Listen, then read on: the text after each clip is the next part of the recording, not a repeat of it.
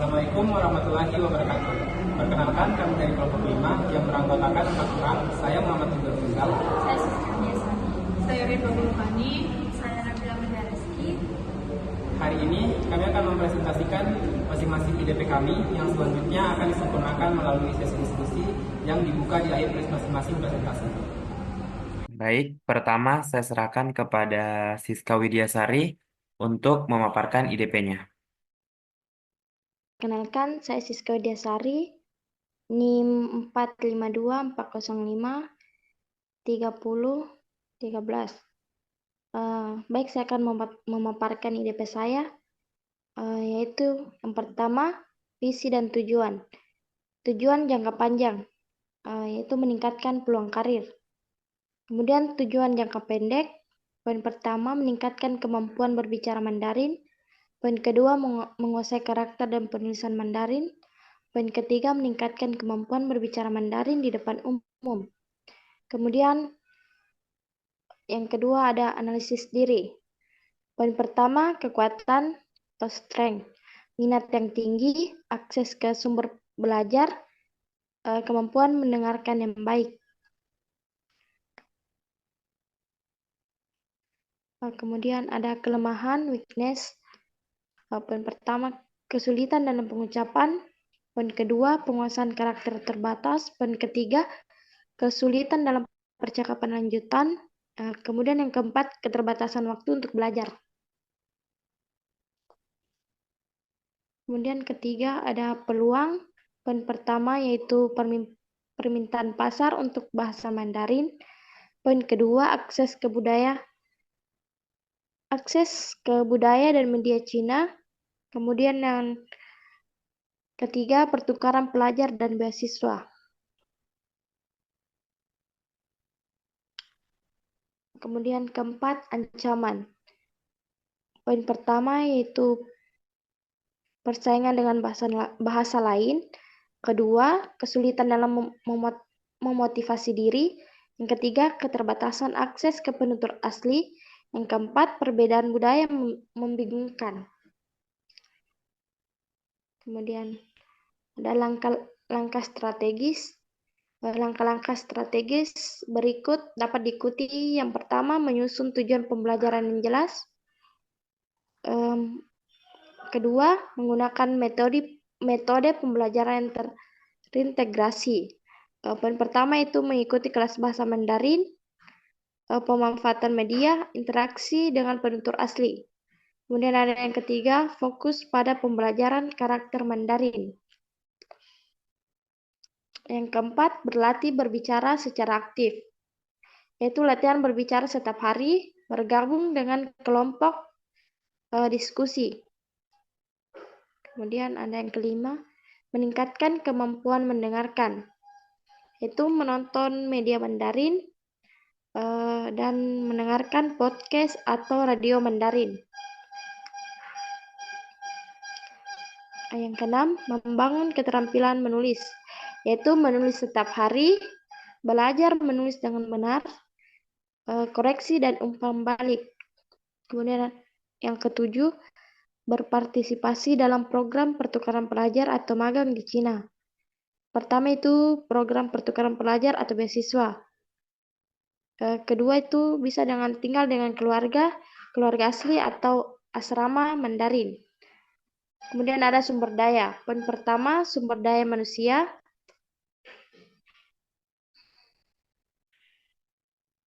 Kedua, materi pembelajaran. Bisa dengan buku, teks, dan buku referensi, kamus Mandarin, atau flashcard, atau alat pembelajaran. Yang ketiga itu aplikasi dan teknologi pembelajaran. Ada aplikasi Duolingo dan Hello Chinas untuk pemula, kemudian Playco untuk kamus dan belajar karakter. Yang keempat, media dan sumber daya visual. Ada film dan drama Mandarin, video pembelajaran dan kartun gambar dan infografis. Yang kelima itu lingkungan pembelajaran yang mendukung. Poin pertama, kelompok belajar dan komunitas online. Yang kedua, tandem atau pertukaran bahasa. Kemudian yang keenam, waktu dan komitmen, yaitu waktu untuk berlatih dan kesediaan untuk berlatih secara rutin. Kemudian yang ketujuh, fasilitas pembelajaran, ruang belajar yang tenang, alat pembelajaran fisik. Kemudian yang kedelapan, sumber daya eksternal dan program beasiswa, yaitu program pertukaran pelajar atau beasiswa, workshop, dan seminar. Yang kesembilan itu alat uji dan sertifikasi. Ujian HSK keterampilan berbicara dan menulis. Kemudian ada evaluasi. Yang pertama itu evaluasi berbasis ujian dan teks.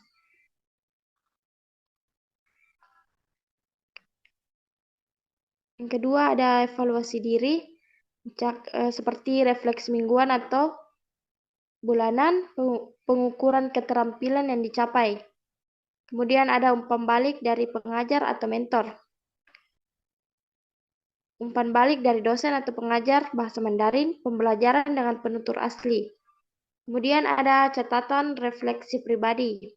Dengan mekanisme ini, pengembangan kemampuan bahasa Mandarin dapat dipantau dengan cermat dan objektif, serta memungkinkan perbaikan yang berkesinambungan dalam sebuah aspek pembelajaran.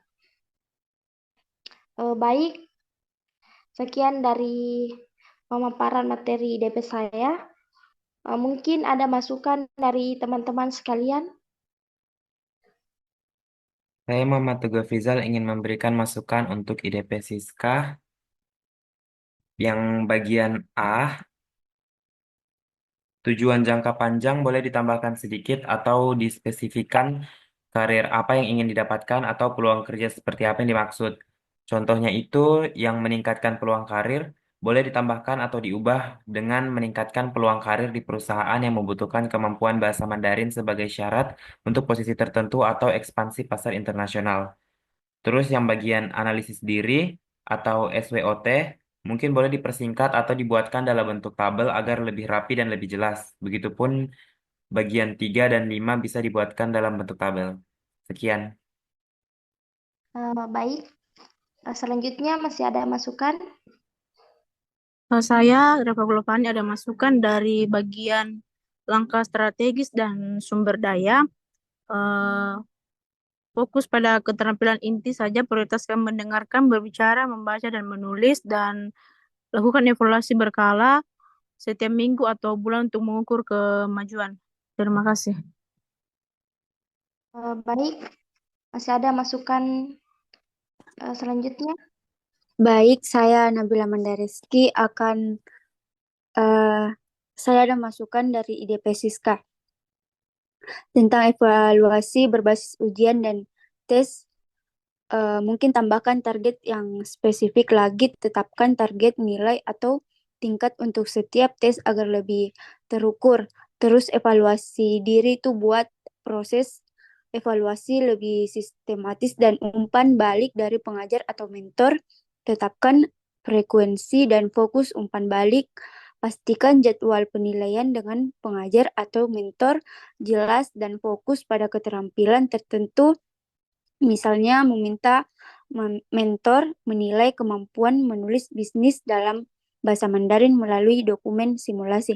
Contohnya proposal dan lain-lain. Terima kasih.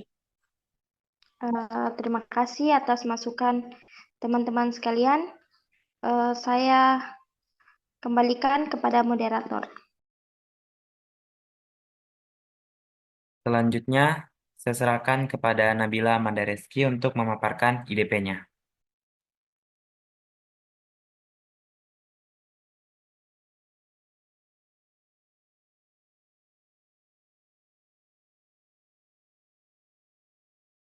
Baik, saya akan memaparkan IDP saya. NIM saya itu 4524053001. Satu, visi dan tujuan. Tujuan jangka panjang 5 tahun itu ingin menjadi ahli di bidang bahasa Mandarin dan bekerja sebagai penerjemah profesional. Dan dua itu tujuan jangka pendek 1 tahun sampai 2 tahun itu mencapai tingkat kemahiran bahasa Mandarin HSK 3 dan mendapatkan mentor yang ahli dalam penerjemahan. Dan yang kedua itu analisis diri. Eh, Kekuatan kemampuan belajar cepat dan kelemahannya itu kurangnya kemampuan berbicara di depan umum. Peluangnya itu banyak kursus online dan bersertifikat dan permintaan tenaga ahli penerjemah yang terus meningkat. Ancamannya itu persaingan yang ketat. Dan tiga itu langkah strategi untuk mencapai tujuan. 1, tingkatkan keterampilan bahasa Mandarin, dan 2 itu evaluasi dan tingkatkan layanan, dan yang terakhir belajar lebih giat lagi. Yang keempat, sumber daya yang dibutuhkan. Kursus online, penguasaan dalam bahasa Mandarin, modal dan waktu, dukungan. Dan yang kelima itu mekanisme evaluasi. Mendapatkan sertifikat kursus HSK dan mendapatkan bimbingan dari mentor, menaikkan volume dan indikator keberhasilan, profesionalisme, kualitas terjemahan, dan sertifikat berhasil diraih. Catatan refleksi pribadi itu saya menyusun visi ini tujuan saya untuk meraih keahlian di bidang bahasa Mandarin dan penerjemahan, serta membangun sebuah usaha yang berdampak positif dalam 5 tahun ke depan untuk mencapai tujuan saya ini dan mencapai HSK 3 serta kesiapan untuk menghadapi di masa depan dan peluang.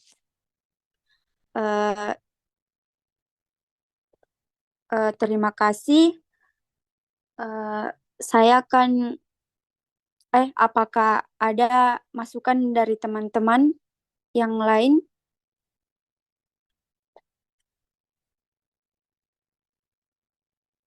Saya Muhammad Tuga Fizal ingin memberikan masukan untuk IDP Nabilah. Yang pertama itu untuk yang bagian langkah strategis untuk mencapai tujuan masih kurang. Sedikit berbeda dengan contoh yang Laushe kirim. Di situ tidak ada tujuan dan waktu pelaksanaan. Mungkin boleh diubah dan dibuatkan dalam bentuk tabel agar lebih jelas. Terus yang bagian sumber daya juga menurut saya kurang.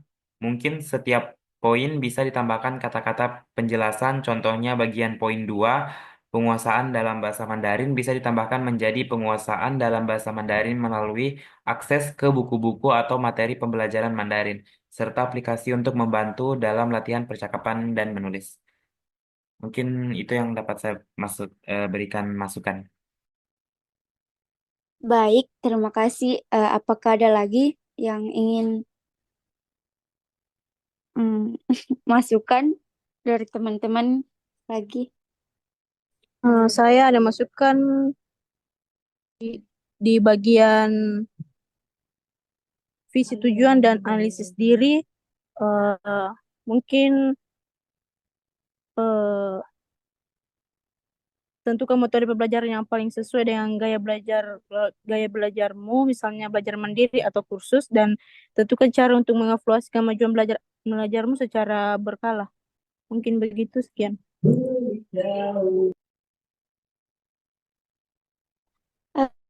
Baik, terima kasih. Dan apakah ada lagi ingin masukan dari yang lain? Saya mempunyai masukan di bagian mekanisme evaluasi.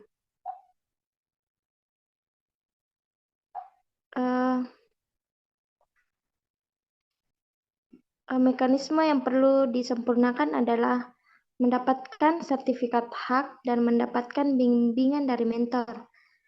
Untuk sertifikat, penilaian berbasis kompetensi perlu diperkenalkan agar sertifikat mencerminkan keterampilan relevan dan konkret. Terus untuk bimbingan, mekanisme yang lebih terstruktur dan evaluasi progres yang lebih teratur akan membantu meningkatkan efektivitas bimbingan yang diberikan. Namun, meningkatkan value dapat diperbaiki dengan menetapkan indikator yang jelas dan lebih fokus pada umpan balik yang dapat diterima dan diterapkan oleh siswa dalam meningkatkan nilai mereka. Baik, itu saja. Baik, terima kasih teman-teman. Saya akan kembali ke moderator. Baik, saya serahkan selanjutnya kepada Reva Glovani untuk memaparkan IDP-nya.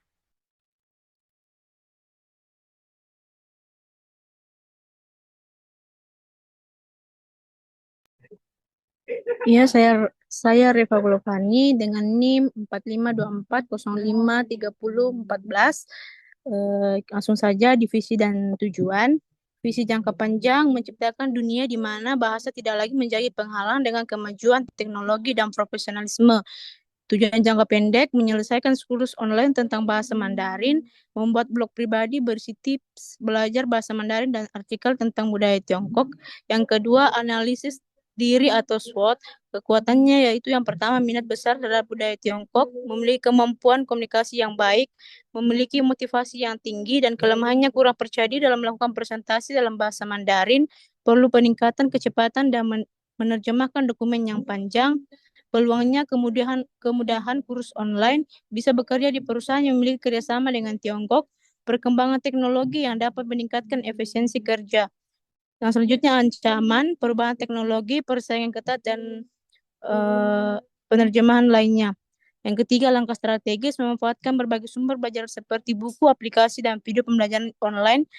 Cari teman yang untuk berlatih berbicara atau bergabung dengan komunitas penutur bahasa Mandarin.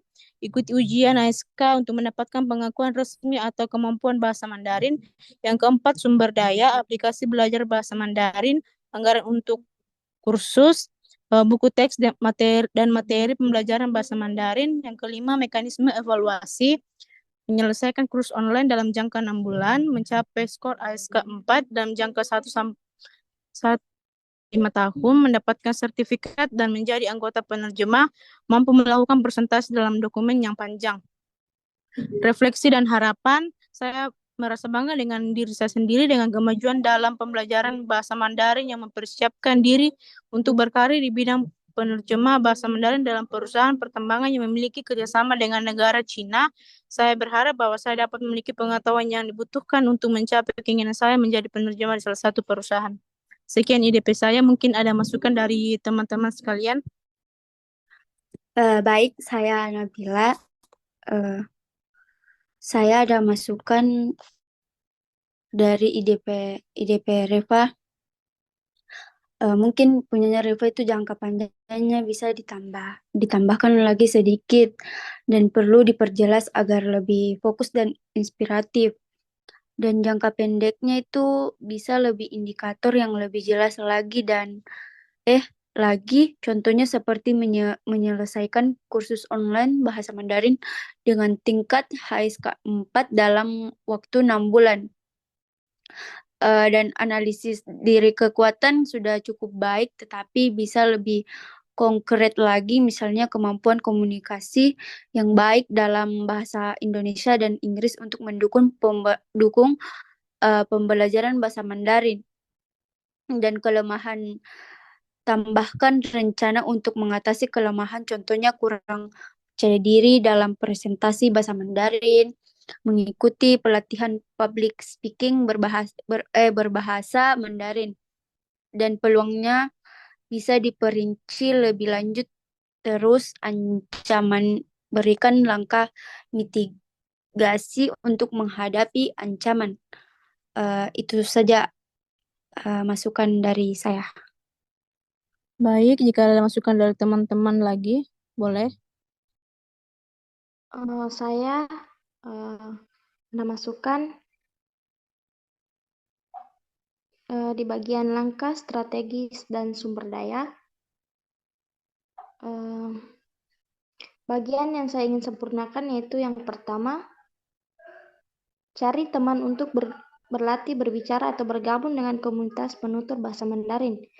Ini sudah sangat baik, tetapi lebih jelasnya bisa ditambahkan cara praktis untuk mencari teman, berlatih atau komunitas online seperti melalui aplikasi atau forum diskusi. Yang kedua itu menggunakan berbagai sumber belajar, aplikasi atau video. Ini juga sangat penting. Reva dapat menambahkan penjelasan lebih rinci tentang jenis buku atau aplikasi yang direkomendasikan, misalnya Duolingo, Hello Chinas, atau buku HSK. Itu saja dari saya. Baik, terima kasih. Mungkin ada tambahan dari teman lagi. Saya Muhammad Teguh Afrizal ingin memberikan masukan untuk IDP Reva. Mungkin yang di bagian mekanisme evaluasi, di IDP Reva saya ingin menyempurnakan yang bagian mekanisme evaluasi seperti punya teman-teman yang lain. Bagian ini tidak dibuat dalam bentuk tabel seperti contoh yang Lausche berikan. Tapi setidaknya masih ada bagian kriteria dan waktu evaluasi. Mungkin bisa disempurnakan dengan cara dibuatkan tabel supaya lebih jelas dan mudah dipahami. Sekian. Baik, terima kasih atas masukan teman-teman sekalian. Sekian dari DP saya. Terima kasih. Saya kembalikan ke moderator.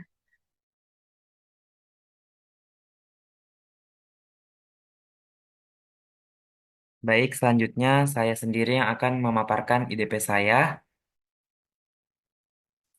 Perkenalkan, saya Muhammad Teguh Afrizal dengan NIM 452405310.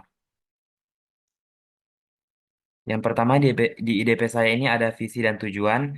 Visi jangka panjangnya itu 5 tahun ke depan menjadi penerjemah profesional yang kompeten dan dapat dipercaya di perusahaan multinasional terkemuka. 10 tahun ke depan menjadi pemimpin tim penerjemah untuk membuka usaha jasa penerjemah sendiri dan seumur hidupnya itu untuk belajar dan mengembangkan diri di bidang penerjemah. Tujuan jangka pendeknya yang pertama menguasai bahasa Mandarin secara mendalam dan menerapkannya ke dalam dunia bisnis. Yang kedua mencari dan mendapatkan beasiswa untuk berkesempatan melaksanakan studi di China. Yang ketiga magang di perusahaan besar. Yang kedua ada analisis diri. Untuk kekuatan memiliki kemampuan komunikasi yang baik dan penuh percaya diri. Kelemahan saya yaitu belum sempurna dalam menyebutkan kosakata Mandarin, kurang terampil dalam dunia bisnis. Dan untuk peluangnya itu banyaknya kursus Mandarin online gratis dan bersertifikat. Yang kedua banyaknya seminar online tentang dunia bisnis. Lalu ada ancaman yaitu persaingan di dunia kerja. Selanjutnya langkah strategis untuk mencapai tujuan. Teman-teman bisa baca di sini. Yang pertama ada menguasai bahasa Mandarin secara mendalam dan menerapkannya ke dalam dunia bisnis. Langkah strategisnya itu mengulang kembali materi dasar bahasa Mandarin. Waktu pelaksanaannya mungkin sekitar 1 bulan. Lalu ada mencari dan mendapatkan beasiswa untuk studi di negara China. Langkah langkah strategisnya itu mungkin bisa mencari informasi seputar beasiswa pertukaran pelajar baik di dalam maupun di luar kampus. Lalu selanjutnya ada magang di perusahaan besar yang bekerja sama dengan Tiongkok untuk menyempurnakan skill Mandarin di bidang bisnis. Langkah strategisnya itu fokus pada kemampuan berbicara Mandarin, menulis, dan mendengarkan pelajari kosakata bisnis dan istilah-istilah teknis. Selanjutnya ada sumber daya yang dibutuhkan. Ada 3 poin. Yang pertama, bimbingan dari mentor atau dosen yang ahli dalam bidang bahasa Mandarin dan bisnis serta bantuan dari kursus dan seminar online. Poin kedua, bantuan dari dosen atau senior Mandarin serta sosial media untuk info beasiswa pertukaran pelajar. Poin terakhir, waktu tambahan untuk belajar dan menyelesaikan proyek di luar jam kuliah. Selanjutnya ada mekanisme evaluasi. Ada 3 kriteria. Yang pertama, menguasai bahasa Mandarin dalam dunia bisnis. Indikator keberhasilannya itu bahasa Mandarin bisnis berhasil dikuasai waktu evaluasi sampai Agustus 2026. Lalu ada mencari dan mendapatkan beasiswa untuk studi di negara China. Indikator keberhasilannya itu berhasil daftar dan mengikuti program pertukaran pelajar di China. Yang ketiga, magang di perusahaan besar yang bekerja sama dengan Tiongkok. Indikator keberhasilannya itu berhasil magang di perusahaan yang diminati. Terakhir ada catatan refleksi pribadi dari saya. Melalui penyusunan IDP ini, saya menyadari bahwa perencanaan dapat membantu saya lebih fokus pada tujuan karir saya. Tantangan besar adalah mengelola waktu dan persaingan di dunia kerja nantinya. Namun saya percaya dengan disiplin dan dukungan yang tepat, saya dapat mencapainya. Sekian pemaparan IDP dari saya. Mungkin ada masukan dari teman-teman. Baik, saya Siska ingin mempunyai masukan untuk IDP Teguh, yaitu di bagian visi, tujuan, dan analisis diri. Visi dan tujuan yang Teguh buat sudah cukup baik, namun ada beberapa area yang bisa disempurnakan agar lebih terukur dan terfokus, yaitu visi jangka panjang 5 tahun ke depan. Bisa penerjemah profesional yang kompeten dan dipercaya. Teguh dapat memperjelas kriteria kompeten dan dipercaya, misalnya dengan menyebutkan sertifikasi yang ingin dicapai atau jenis perusahaan yang ingin Anda tuju. Misalnya, menjadi penerjemah profesional bersertifikat yang dipercaya di perusahaan multinasional terkemuka dalam bidang misalnya teknologi, hukum, atau medis. Baik, itu saja dari saya. Baik, terima kasih Siska. Mungkin ada masukan dari teman-teman yang lain.